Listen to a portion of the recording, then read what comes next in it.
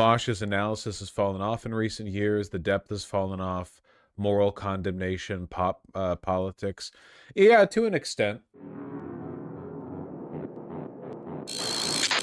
Does anyone else feel like the traditional materialist analysis angle doesn't work as well when your opponents don't believe in anything?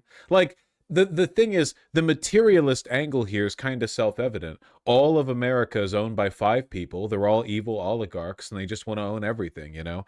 It's not, I guess that all kind of plays out itself. What I'm much more interested in these days is the psychological profile of the kind of person who would willingly make their lives worse and yours, pretending to believe in something that they know they don't actually believe in. That to me is the most interesting. You know what I'm talking about? Because like, oh yeah, wealthy people, the accumulation of wealth, et cetera, et cetera. Yeah. We know, and I think that this position is becoming more popular. But I think a lot of people still don't really understand how a person can be like that, and I kind of don't myself. I think it's very interesting. It's the degradation of the conversation, right? We're no longer arguing about what people's incentives and needs are, but rather like why they're ignoring their incentives and needs in favor of I don't know, the vice signaling stuff. Yeah, I don't know. It's weird. It's very strange. It's very strange. Yeah, it is why I don't go for the debates anymore. That might change. Maybe in the future the conversation shifts, but right now, damn, it is fucking nihilistic out there. I don't know, they live in a world where people see empathy as a weakness. Yeah, but people used to see empathy as a weakness while also believing in things.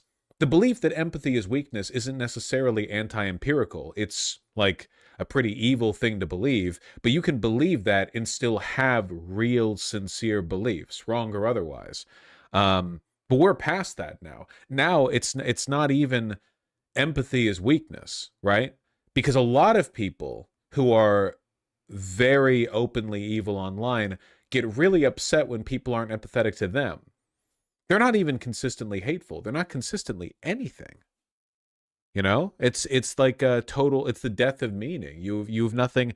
There's no position they have to really engage with. It's not even consistent hypocrisy, to be honest. It's like they don't know that you can believe in something, and they project that belief outwards too. They assume you think the same way they do. You know, that your belief in things like, well, maybe healthcare shouldn't bankrupt you or whatever. You know, maybe we should all get along. Whatever you believe, are just as ephemeral and insincere as their beliefs and all the bullshit they say. It's crazy. Like genuinely, how do you engage with that? I mean, that's my current hyperfixation. I do think it's a rot of the soul.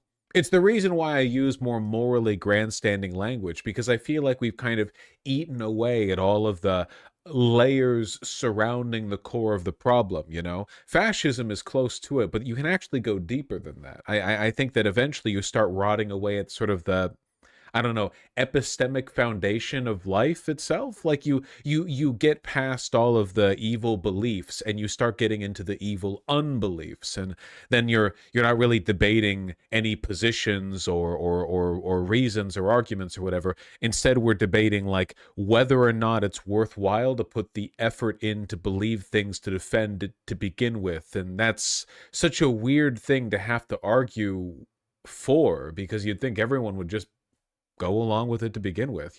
Like I thought that came free with being alive. You know what I mean? I just assumed that was one of the things we all bought in on as part of living, and if you didn't believe in that, you just kind of, oh, you know, you just checked out early. Like I don't really understand what the point of living is if you don't believe in that, to be honest. Seems like kind of an empty life. But I guess a lot of the people who don't believe in it also kind of don't believe they don't believe in it. Like they insincerely don't believe in it. I don't know. I don't know. Our true enemy is nihilism. Yeah, I mean, once you get past everything else, you know, your enemy is the bourgeoisie, your enemy is the police, the military-industrial complex. Yes, of course. But fundamentally, right, your enemy is entropy. It's the death of meaning, right? That's every ideology's enemy at the end. The only ideology that doesn't have that as its primary enemy is the unideology. It's the death of meaning itself. Sorry, I sound like Jordan Peterson. Um I'm not really describing nihilism, by the way. I know that people who have a philosophy degree are, I mean, they've got bigger problems, frankly, right now in this job market. But I know they're like, well, he's misrepresenting. I know. I'm just using the term, okay? Don't be such a prescriptivist. Postmodern neo-Marxism. Exactly. The greatest enemy of all is postmodern neo-Marxism. Thank you. Nice pit segment. What if I tossed that on Maine? What if I tossed that shit on Maine? What if I... Kobe. Sorry I look like shit, by the way. It's because I feel like shit. Just sickness, just a cold. It's just a cold. I got a cold. And then I went to a friend's wedding, and then I traveled to Southwest, and then I came back home, and then I got a cold again. You look pretty normal. Nah, I need a haircut, and I'm really unshaven. Look at this. This should line up. See, it's no. I look like shit. Texture in your shirt looks nice. Thank. It's half linen, half cotton, very light. Okay, fair hair's a bit off. There you go. Be honest. Be honest. I've been told by a fellow leftist that milk pasteurization is neoliberalism. Well, that's true. Does it wrinkle less? A little bit. But part of the charm of linen is that it wrinkles. Anyway, hold on. Nihilism is the enemy of all ideology. Recording is not active. I'm not recording right now? Oh, brother. Then why did it say I had 2 active recordings? This is why we use Linux. I think Linux would probably actually have more hotkeys, if I'm not mistaken. Don't tell me I'm wrong. You know I'm right. Have you ever streamed before? Every time I've been away for a couple of days, it feels like I haven't. How have you all been? You read any books like I told you to? You fought against the decline of the human condition? Read some Homestuck? Well, say what you will about Homestuck. You know what no one can argue with? You got to be literate to read through that shit. That is not something you can get through without having some kind of interest in reading. I mean, they throw the words at you.